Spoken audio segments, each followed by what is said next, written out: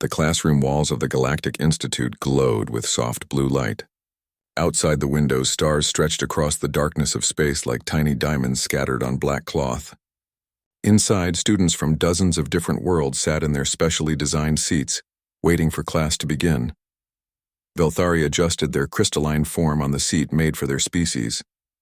They were excited about today's class.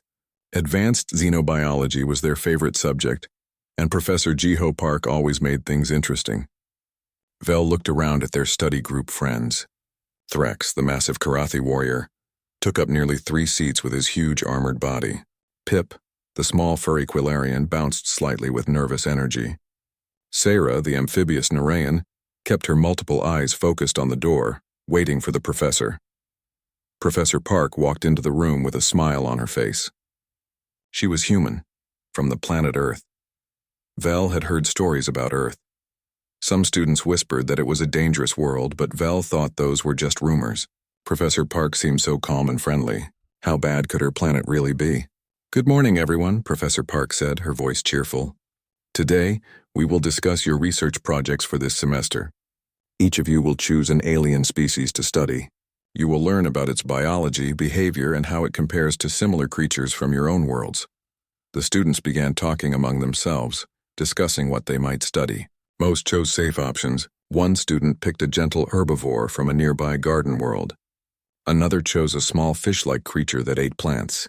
Vel wanted something more interesting, something that would impress the professor and earn top marks. They raised one crystalline limb. "Professor Park, I would like to study Earth creatures, specifically your arachnids, the small spiders." Professor Park's smile grew wider. "Excellent choice, Vel. Spiders are fascinating creatures. They show wonderful examples of evolutionary adaptation." She tapped her datapad. "I will arrange for you to observe specimens from our secure collection. Let's see. I think the Brazilian wandering spider would be perfect for your study. They are quite small, only about 5 centimeters across." 5 centimeters. Vel felt relieved. That was tiny.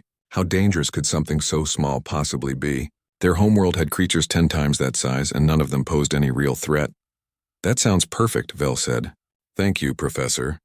After class ended, Vel and their study group walked to the administration office. They needed to file the proper forms to access Earth specimens. The young human teaching assistant, Minsu Kang, sat at his desk, looking somewhat bored as he processed requests. "We need to request access to Earth arachnid specimens," Vel said, handing over their datapad with the project details. Minsu's bored expression vanished. He sat up straight and read the request 3 times. Then he looked at Vel with an odd expression. "You want to study the wandering spiders? Are you sure?" "Yes," Vel replied, confused by his reaction. Professor Park recommended them. "Is there a problem?" Minsu rubbed his face with one hand. No problem. But you need to attend a safety orientation first, and sign these forms, all of them." He pulled up document after document on his screen. Liability waivers, emergency contact information, medical history forms, a document about understanding the risks of working with Earth specimens.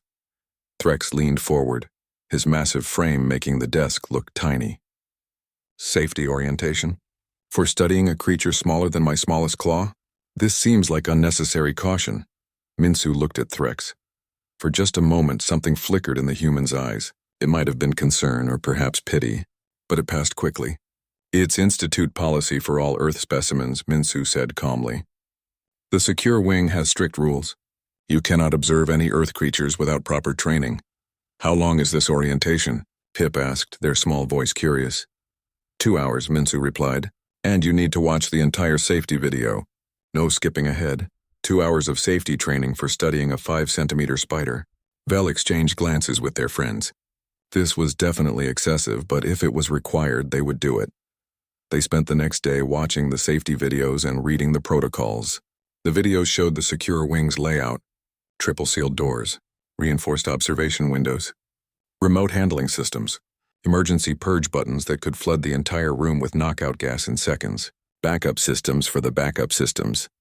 "This looks like a military facility," Sarah observed, her multiple eyes taking in every detail. "Why would they need such security for small creatures?" "Humans are probably just very careful," Pip suggested. "Maybe it is their nature to be cautious."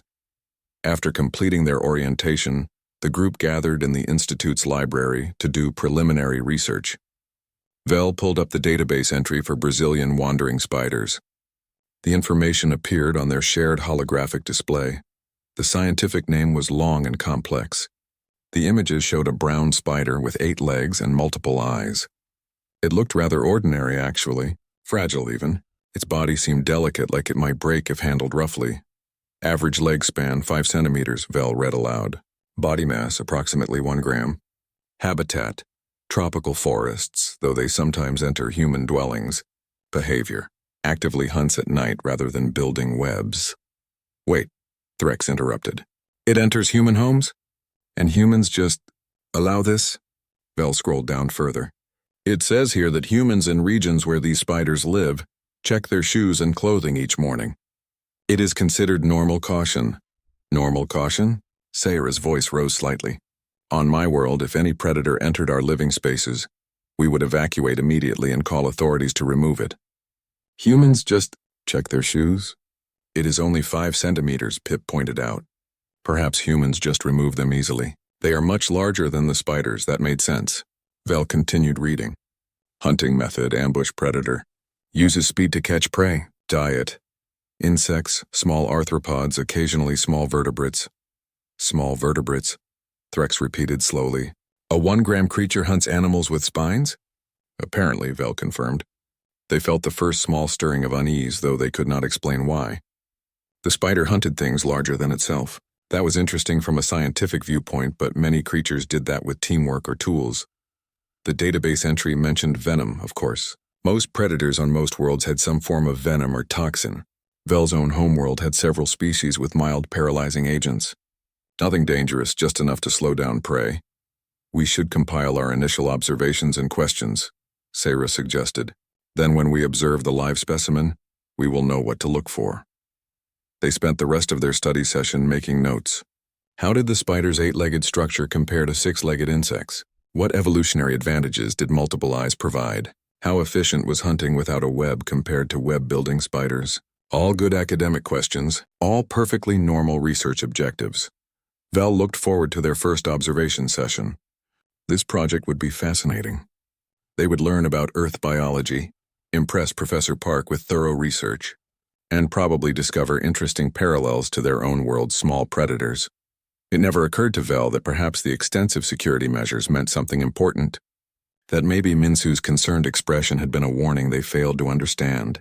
That possibly, just possibly, a 5-centimeter spider from Earth was not comparable to anything they had ever encountered. They would understand soon enough. Tomorrow, they would see the wandering spider for the first time, and nothing in their education, their experience, or their understanding of biology would prepare them for what they would learn. The galaxy was about to teach Vel and their friends a very important lesson. On Earth, size meant nothing, and humanity's casual attitude toward these creatures said more about humans than it did about spiders. The secure observation wing felt different from the rest of the Institute. The walls here were thicker. The doors had multiple locks. Warning signs covered nearly every surface, written in dozens of galactic languages. Vel and their study group walked through the corridors, their footsteps echoing in the quiet space. 2 security officers escorted them. Both wore protective gear that seemed excessive for observing a small spider. Professor Park waited for them in Observation Room 7, standing beside a large transparent containment unit. Minsu was there too, his hands moving across a control panel. "Welcome to your first live observation," Professor Park said warmly. "I know the security measures seem like a lot, but they are necessary. Earth specimens require special care." Vel approached the containment unit. Inside on a piece of wood sat the spider. It was smaller than Vel had expected. Its brown body seemed fragile. 8 legs thin as wire, 8 eyes dark and unblinking. It sat completely still like a tiny statue. "Is it alive?" Pip whispered. "It is not moving." "Oh, it is very much alive," Professor Park assured them.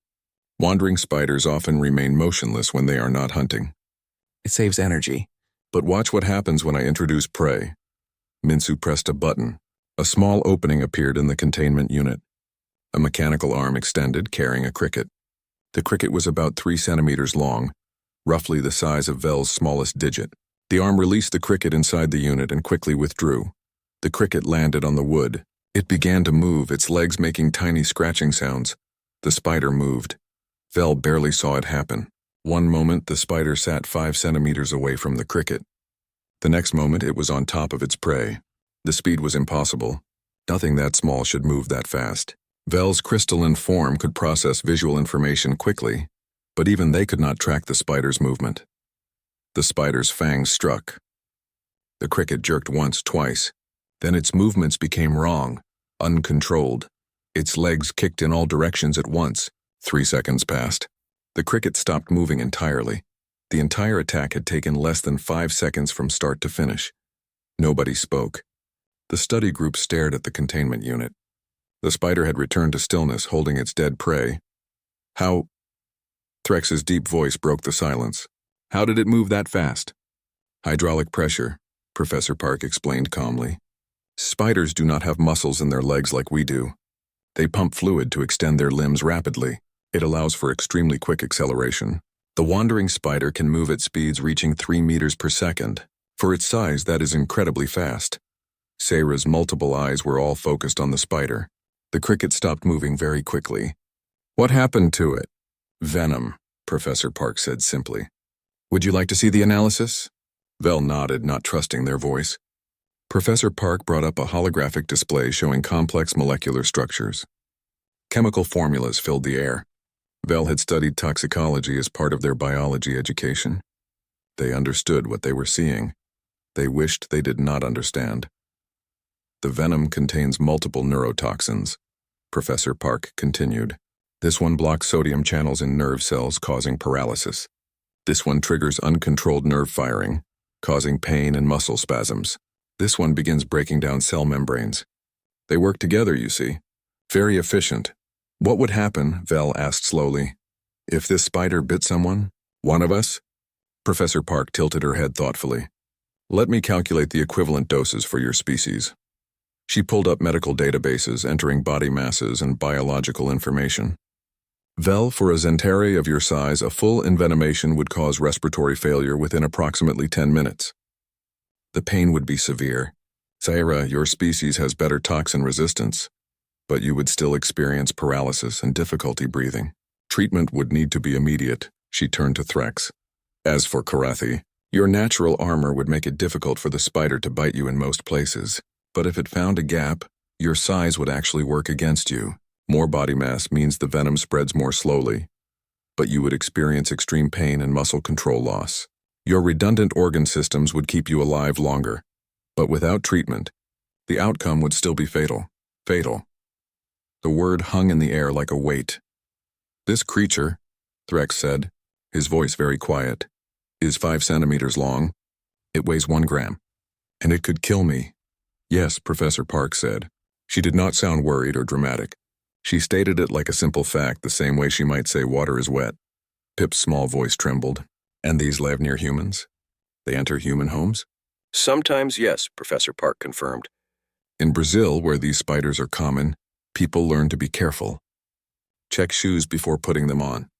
Shake out clothing. Look before reaching into dark spaces. It becomes habit, Minsu spoke up from his control station. When I was 16, I found one in my bathroom at home. My mother caught it in a cup and released it outside. She was more annoyed than scared. The spider had made a mess on her clean floor. He said this like it was a normal childhood memory, finding a deadly predator in the bathroom. His mother being annoyed about the mess. Vel could not speak. Their mind was trying to process information that did not make sense. On their homeworld, if a predator capable of killing entered a dwelling, authorities would evacuate the area. Special teams would remove the threat. It would be news. People would talk about it for days. Humans just check their shoes. Why do humans not eliminate these spiders from populated areas? Threx asked. Your species has advanced technology. You have reached space. Why tolerate such danger? Professor Park smiled. Spiders eat insects. Many insects are also dangerous or destructive. Mosquitoes spread diseases. Some ants damage buildings. Termites eat wood. The spiders help control these populations. They are part of the ecosystem. Removing them would create other problems. You keep deadly predators around because they eat slightly less deadly creatures. Sarah said slowly. This is insane. I mean, no disrespect, Professor, but by galactic standards, this is not normal.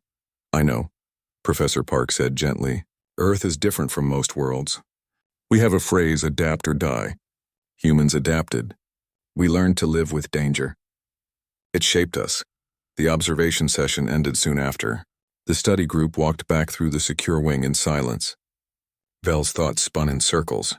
One spider, just one small spider, and it had shattered their understanding of what was possible. They returned to their study room. Pip immediately pulled up the Earth database. I need to know, the small Quillarian said. Are all Earth spiders this dangerous? Vel helped search. The answer made everything worse. The wandering spider was not even the most venomous spider on Earth. There were funnel web spiders with faster-acting venom, recluse spiders whose bites caused flesh to rot, widow spiders with neurotoxins that caused system-wide failure. And there were thousands of spider species on Earth. Thousands. Some were harmless, yes, but many were not, and humans lived among all of them. This is just spiders, Threx said, his voice hollow. What else does Earth have? Sarah's search results appeared on their shared display. Snakes, scorpions, jellyfish, octopuses, fish, frogs, insects, mammals, even some plants, all of them containing toxins, venoms, poisons, all of them capable of harming or killing. Earth is classified as a Class 12 death world, Vel read from the database. The highest danger classification ever recorded for a planet with sapient life. Extreme biodiversity, widespread presence of venomous organisms, aggressive weather patterns, significant tectonic activity, high oxygen content enabling extreme metabolism in fauna. They had known Earth was classified as a death world, but knowing and understanding were different things.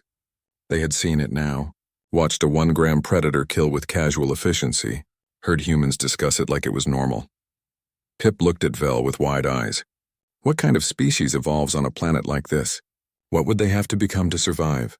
Vel thought about Professor Park's calm smile, about Minsu's casual story of finding a deadly spider in his bathroom, about humans building cities, raising children, living entire lives surrounded by creatures that could kill them. Something strong, Vel said quietly. Something very, very strong. Sleep did not come easily that night. Vel lay in their quarters, their crystalline form dim in the darkness. Every time they closed their eyes, they saw the spider moving. That impossible speed. The cricket dying in seconds. Professor Park's calm voice explaining how the venom would kill them. They gave up on sleep and returned to their study room. They were not surprised to find the others already there. Pip looked exhausted, their fur messy. Sarah's multiple eyes showed signs of stress. Even Threx, the mighty warrior, sat with his shoulders slumped. I cannot stop thinking about it, Pip said quietly. That spider. How fast it moved. How easily it killed. I know, Vel replied. I know. Sarah had her workstation active, multiple screens showing data. I have been researching all night. I needed to understand. I thought maybe the wandering spider was unusual, an outlier, but I was wrong. She brought up her findings on the main display. Look at this. The Sydney funnel web spider. Its venom acts faster than the wandering spider. It can kill a human child in 15 minutes without treatment. And it is aggressive. If threatened, it rears up and bites repeatedly. Multiple envenomations. Another image appeared. A small brown spider, unremarkable in appearance. The brown recluse. Its venom contains a different type of toxin. It does not kill quickly. Instead, it destroys tissue. The flesh around the bite literally rots away over days or weeks. Victims can lose chunks of their body. More images. Black widows. Mouse spiders. Six-eyed sand spiders, each one with its own particular method of causing harm or death. There are over 45,000 species of spider on Earth, Sarah continued. Not all are dangerous to humans, but hundreds are, and humans encounter them regularly. They live in the same spaces. Threx stood and began pacing. His heavy footsteps echoed in the small room. This does not make sense. I have studied military history from 100 worlds. When a species faces a threat, they eliminate it. They develop weapons, strategies, technologies to remove the danger. Why have humans not done this with these spiders? I wondered the same thing, Sarah said. She pulled up another set of data. So I researched Earth's ecosystem more deeply, and I found something disturbing. The spiders are not unusual. They are normal. Earth is filled with dangerous species. The display changed, showing a world map of Earth. Red dots began appearing, marking locations of venomous species. The map turned almost completely red. Snakes, Sarah said. Over 600 species of venomous snakes. Some can kill with a single bite. The inland taipan has venom so potent that one bite contains enough toxin to kill 100 humans. The black mamba is so fast it can strike multiple times before a human can react. King cobras can rear up to look a human in the eye before biting. New images appeared. Scorpions. Over 25 dangerous species. They live in deserts, forests, even people's homes. Some have venom that attacks the nervous system. Others cause the heart to fail. Marine life. Box jellyfish with tentacles covered in millions of stinging cells. A single touch can kill. Stonefish that look like rocks on the ocean floor. But step on one and their spines inject venom that causes pain so severe, humans have been known to beg for amputation. Blue-ringed octopuses the size of a coin that carry enough venom to kill 26 humans. The images kept coming. Poisoned dart frogs whose skin secretions were deadly to touch. Cone snails that hunted with harpoon-like teeth delivering neurotoxins. Fire ants whose stings could cause allergic shock. Wasps, bees, centipedes, even some plants that produce toxins. Pip made a small sound of distress. How does any species survive this? Vel had been doing their own research. They brought up a comparison chart they had created. I analyzed Earth against other known worlds. Look at these numbers. The average garden world has 5 to 10 species capable of harming sapient life. These are usually large predators easily avoided. Earth has thousands of dangerous species, and many are small, common, and live near human populations. The chart showed Earth's biodiversity compared to other worlds. The difference was staggering. Earth had more species in general, but the proportion of dangerous species was even more shocking. On most worlds, less than 1% of species posed any threat to sapient life. On Earth, the percentage was significantly higher. And it is not just the number of dangerous species, Vel continued. It is how dangerous they are. I calculated toxicity levels, attack behaviors, lethality rates. Earth's venomous species are not just numerous. They are incredibly effective at what they do. Millions of years of evolution have turned them into perfect killing machines. Threx stopped pacing. Perfect killing machines. And humans just live with them. Not just live with them, Sarah said. I found something else. Something that explains a lot. She pulled up medical data on human biology. Look at human immune systems. They are incredibly aggressive. Constantly fighting bacteria, viruses, parasites. Species that would devastate most of us barely affect humans. Their white blood cells are like tiny warriors, always ready for battle. She continued. Human pain tolerance. I compared it to galactic standards. Humans can function with injuries that would incapacitate most species. They have historical records of humans continuing to fight with broken bones, deep wounds, even missing limbs. Their bodies produce natural chemicals that block pain and keep them moving. More data appeared. Their cardiovascular system, their respiratory efficiency, their bone density, their muscle endurance. All of it exceeds galactic norms. Not by a little, by a lot. Vel understood what Sarah was showing them. Earth did not just create dangerous predators. It created dangerous prey. Humans are not weak creatures lucky enough to develop intelligence. They are survivors, products of a world that tried to kill them for millions of years. Every generation, Pip said slowly, working through the logic. The humans who were weaker died. The ones who could not tolerate pain, who could not fight off disease, who could not endure injury. They did not survive to have children. Only the strongest, the most durable, the most adaptable made it. For millions of years. And that is just their biology, Threx added. What about their psychology? Their behavior? If their bodies adapted to constant danger, their minds must have adapted too. Vel pulled up more research. Human psychology shows unusual traits compared to most species. They actively seek risk in controlled environments. Sports, adventure activities. They climb mountains, dive into deep oceans, jump from aircraft for entertainment. Most species avoid unnecessary danger. Humans seem drawn to it. Risk assessment, Sarah said. They had to develop sophisticated ways to evaluate danger, because danger was everywhere. A human child learns to identify dozens of potential threats before they reach adulthood. It becomes automatic. They also form strong social bonds, Pip observed, reading from their own research.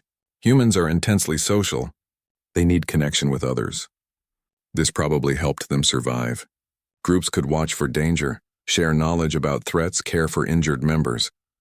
The study room fell quiet as they absorbed all this information. They had started this research project thinking they would study a simple predator. Instead, they had discovered something far more significant. Earth was not just a dangerous world. It was a crucible that had forged humanity into something unique. "I need to ask Professor Park something," Vel said finally. "Tomorrow. I need to understand how humans see themselves." "Do they know what they are?" "What do you mean?" Threx asked. "We look at humans and see survivors of the impossible. We see strength and adaptation. But do they see that in themselves? Or is it just normal to them?" It was a good question. And Vel suspected the answer would be both enlightening and disturbing. Because if humans did not realize how extraordinary they were, that meant everything that terrified the galactic community was just everyday life to them. The spider that could kill Threx was just something to check your shoes for in the morning. The snakes, the scorpions, the jellyfish, all the deadly creatures were just part of nature. The strength, the pain tolerance, the aggressive immune system were not superpowers. They were simply what was needed to survive. Vel looked at their friends. They saw fear in their eyes. But also something else, respect, growing understanding, and maybe a little bit of awe. Earth had tried to kill humanity for millions of years, and humanity had not just survived. They had thrived. They had reached the stars. They had joined the galactic community, and they had done it all while checking their shoes for spiders every morning. News of their research had spread through the institute like wildfire. Other students wanted to know about Earth. Faculty members asked questions. Everyone had heard about the spider that killed a cricket in seconds. Everyone wanted to understand what made Earth so dangerous. Professor Park called Vel to her office 3 days after their first observation. When Vel arrived, they found not just the professor but also several senior faculty members and, surprisingly, Threx. "Vel, thank you for coming," Professor Park said. "We have been discussing your research project. The interest it has generated is remarkable, and it has given me an idea for a teaching demonstration." She gestured to Threx. "Threx has volunteered to participate in a practical exercise. We want to demonstrate the reality of Earth's dangers in a way that everyone can understand. Not just data and statistics, but real experience." Vel looked at Threx. The massive Karathi warrior stood tall, his natural armor gleaming under the office lights. "What kind of demonstration?" Vel asked carefully. "A controlled encounter," Professor Park explained. "Threx will enter a secure arena with one of our wandering spiders. His objective is simple: cross from one side to the other without being bitten. 10 meters. The spider will start from a stationary position." Vel's crystalline form went very still. "Professor, Threx is the strongest warrior in our class, possibly the strongest being in the entire institute, and you want him to face a spider?" "That is exactly the point," Threx said, his deep voice rumbling. "I represent what the galaxy considers its peak physical capability.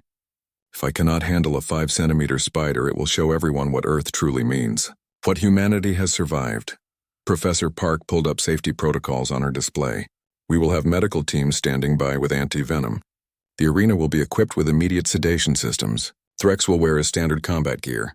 This will be as safe as we can make it while still being meaningful." "When?" Vel asked. "Tomorrow," Professor Park said. "The observation gallery will be open to all faculty and students. This is important, Vel. The galaxy needs to understand." The next day, the observation gallery was packed. Hundreds of beings from dozens of species crowded in to watch. Vel sat with Pip and Sarah in the front row. The transparent arena below them was empty, waiting. Professor Park stood at a podium, addressing the crowd. "Thank you all for coming. What you're about to see is a demonstration of why Earth is classified as a Class 12 death world. Threx, a Karathi warrior, represents the best physical capabilities our galaxy has produced. He is strong, fast, and protected by natural armor. He has defeated opponents 3 times his size in training." She gestured to the arena. "He will face one Brazilian wandering spider. This spider weighs 1 gram. It is 5 centimeters across. By any logical measure, this should be an easy task." Threx entered the arena through a reinforced door. He wore his combat gear, arm guards, chest plate, boots. Only his joints were exposed, as was normal for Karathi armor design. He looked confident. Ready. At the opposite end of the arena, a containment unit opened. The spider emerged, moving slowly onto the floor. It looked so small in the large space, so insignificant compared to Threx's bulk. The crowd was silent, waiting. "Begin," Professor Park said. Threx moved forward carefully. His military training was obvious in every step. He watched the spider, maintaining maximum distance while advancing. His eyes tracked its position constantly. The spider noticed him. It turned to face him, raising its front legs in a threat display. The pose that said, "Stay away or I will defend myself." Threx continued advancing. He was at the halfway point now, 5 meters from the spider. The distance seemed safe. He moved with controlled precision, each step deliberate. The spider attacked. Even knowing what to expect, even having seen the spider hunt before, Vel could barely process what happened. The spider went from stationary to full speed in a fraction of a second. It crossed 5 meters before Threx could react, before his enhanced reflexes could trigger, before his combat training could help him. It reached his leg, climbed faster than he could grab it, found the gap at his knee joint where his armor plates met, and bit. Threx stumbled. His leg buckled under him. He tried to stay standing, his warrior discipline fighting the venom already spreading through his bloodstream. The medical team moved instantly. Gas flooded the arena, knocking out the spider. Medics in protective suits rushed in. They pulled Threx out, already administering anti-venom. The whole extraction took less than 30 seconds, but those 30 seconds were enough. The gallery had seen everything. The impossible speed, the precise attack, the way a 1-gram creature had defeated a warrior who could bend steel. Nobody spoke. The silence was absolute. Professor Park's voice broke the quiet. "What you just witnessed is normal on Earth, not exceptional, normal. That spider is one of thousands of dangerous species humans encounter. In their daily lives," she brought up images on the displays around the gallery. "Humans build homes in regions where these spiders live. They farm. They raise children. They go about their lives surrounded by creatures that can kill them. Because on Earth you either adapt or you die. Humanity adapted." Vel watched faculty members leave the gallery, their faces showing shock and disbelief. Students huddled together, talking in frightened whispers. Everyone was processing what they had seen, what it meant. Hours later, Vel and their study group visited Threx in the medical wing. He was recovering, the anti-venom having done its job, but he looked different, subdued, thoughtful in a way Vel had never seen before. "I have fought in tournaments," Threx said quietly. "I have trained in combat since I was young. I have defeated opponents larger, stronger, more experienced than me. And I could not stop a 1-gram spider." He looked at his hands. "The venom." I felt my muscles stop responding. My breathing became difficult. The pain was unlike anything I have experienced. And I knew that without the anti-venom I would have died, killed by something I could crush with 2 fingers. "Size means nothing against that," Pip said softly. "No," Threx agreed. "It does not. Strength means nothing. Armor means nothing. Speed means nothing. The spider is faster. The venom is efficient. Millions of years of evolution created the perfect small predator. Sarah's multiple eyes were bright with unshed tears. And humans live with these. With thousands of species like these. How are they still sane?" "Because they do not know anything different," Vel said. They had been thinking about this constantly. "We grew up on safe worlds. Garden worlds where the most dangerous thing was maybe a large herbivore. Humans grew up checking their shoes for spiders, looking before reaching into dark spaces, learning which plants not to touch. It is just life to them." Minsu entered the medical wing carrying food. He saw their group and came over. "Hey, how are you feeling, Threx?" "Better," Threx said. "The anti-venom worked well."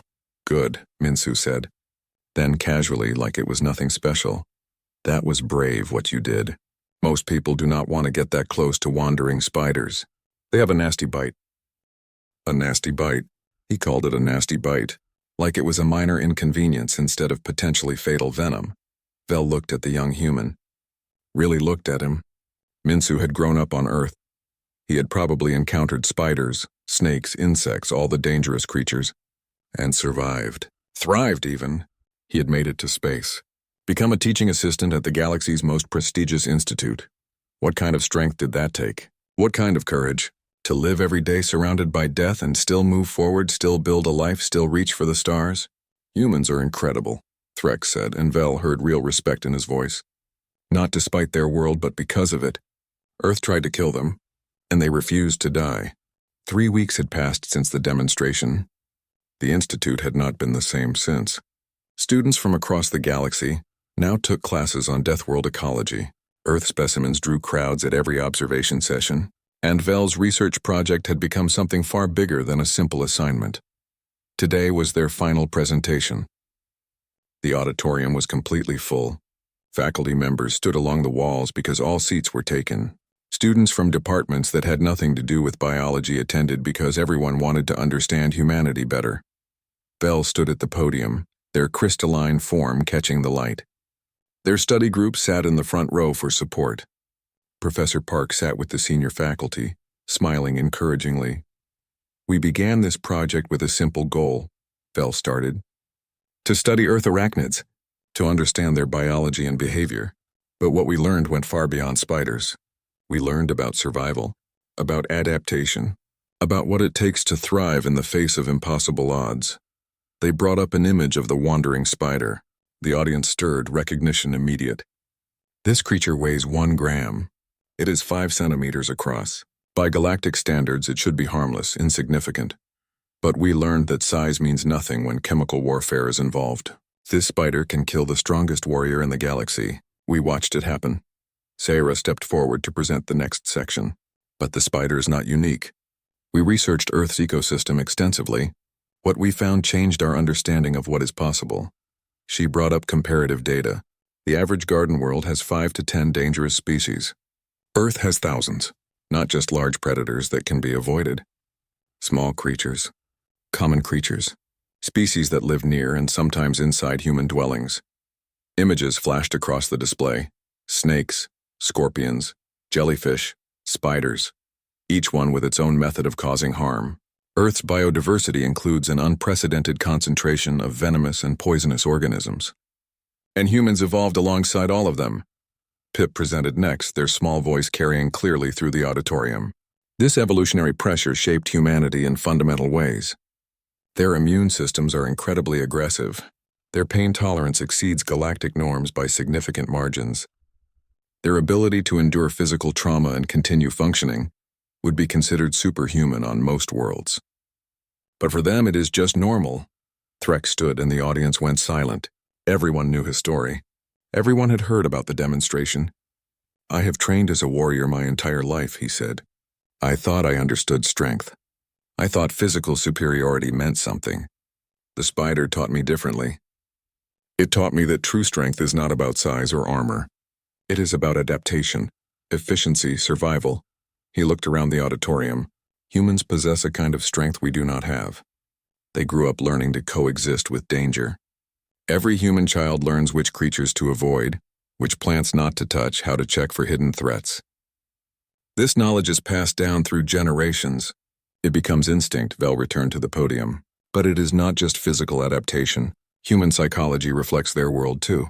They seek challenges. They explore dangerous places. They take calculated risks. On most worlds, this behavior would be seen as reckless.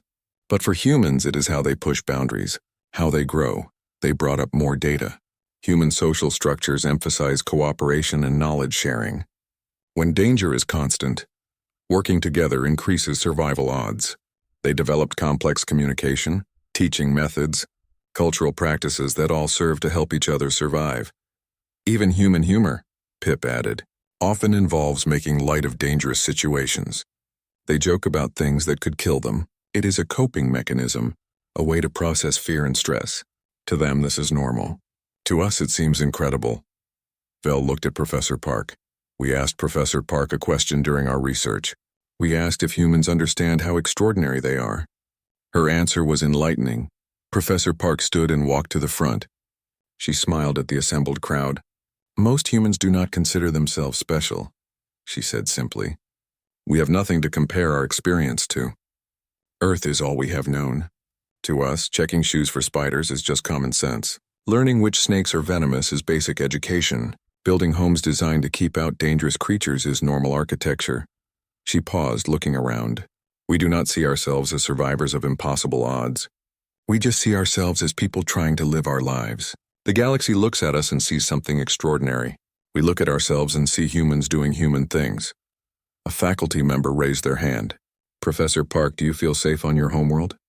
Knowing what lives there? She thought about it. Safe is a relative term. I know the risks. I know how to minimize them. Most humans do. We learn from childhood. Yes, there are dangers, but there is also beauty. Complexity. Life thriving in every corner despite the challenges. Earth made us who we are. I would not trade that. Another question. What should we learn from this? From understanding Earth and humanity?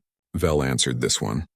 We should learn that strength comes in many forms, that survival requires adaptation, that what seems impossible might just require a different perspective. Humans did not conquer Earth, they learned to live with it, to respect it, and in doing so they became stronger than they would have been on any garden world. The presentation ended to silence. Then slowly the applause began. It started with Threx, standing and clapping with his massive hands. Others joined. Soon the entire auditorium was applauding. Later, the study group gathered one final time in their research room.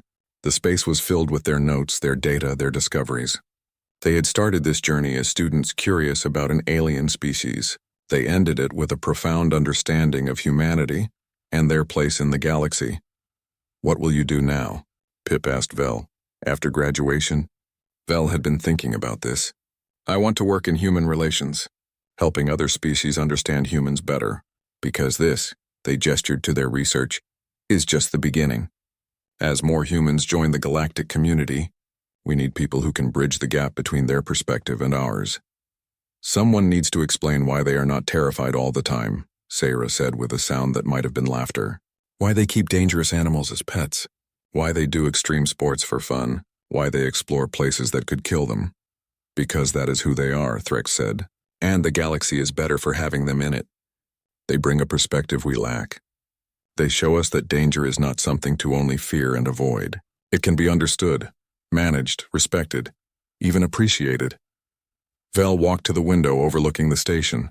Beyond, Earth hung in the distance, a blue and green jewel in the darkness. Beautiful, deadly, the crucible that had forged humanity. A 5-centimeter spider, Vel said softly. That is what started this. A tiny creature that most humans barely think about, and it taught us everything we needed to know. Pip came to stand beside them. What did it teach us? That size does not matter. That evolution is the greatest engineer in the universe. That survival requires strength in many forms. That humanity earned their place among the stars by refusing to give up, even when their own planet tried to kill them every single day.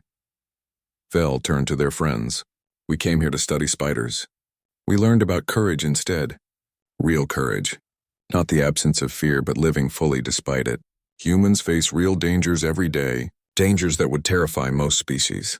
And they just keep going. They build. They create. They love. They laugh. They reach for the stars. That wandering spider, Threx said, will live in our research collection for years. Students will study it, learn from it, and they will understand what we understand now. That Earth's smallest predator taught us about Earth's greatest survivor. The group stood together looking out at the stars. They had begun as curious students. They had become ambassadors of understanding. The galaxy had seen humans as an oddity, a strange species from an impossible world. Now, thanks to a research project about spiders, that perception was changing. Humans were not strange.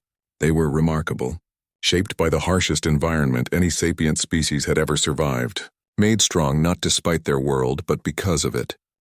And somewhere on Earth, a human child was learning to check their shoes for spiders before putting them on. Learning to look before reaching into dark spaces. Learning the same lessons humans had learned for millions of years. Adapt or die. Humanity had chosen to adapt.